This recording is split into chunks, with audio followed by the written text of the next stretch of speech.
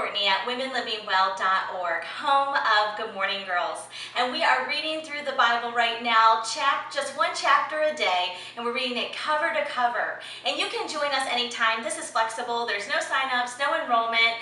Every Sunday, I'm posting the reading plan for the week over at the blog. So we'll hope that you'll jump in and join the fun. So this week, we are in the book of Esther. And in Esther, we see the contrast of good and evil, and good wins. God wins and he saves his people.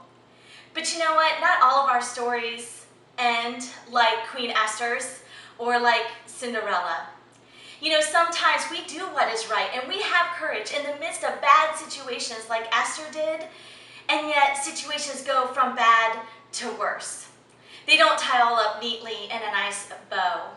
And so we wonder, is God still sovereign then? Is he still good? Absolutely he is. We see this in the life of John the Baptist. John the Baptist was a forerunner to Christ, and he baptized the King of Kings in the Jordan River. He baptized Jesus. And yet with his boldness and his courage and his faithfulness, that led him to prison. And eventually King Herod had him beheaded. And so we look at the two people. We look at Esther, who was faithful and courageous, and she ended up at the throne. And then we look at John the Baptist. He was faithful and he was courageous, but he ended up in prison. The same God looks at the two of them, and it's not about thrones. It's not about beauty. It's not about the things that this world looks at. You see that God looks at our hearts. And so in Matthew 11, Jesus says that of men born of women, that none is greater than John the Baptist. And so God looked at John and saw his faithfulness. And he saw Esther's faithfulness. And that is what we want to follow. Not the end result. Not that everything will be happily ever after, because that is not how God works. Everything is working for his glory that we cannot see.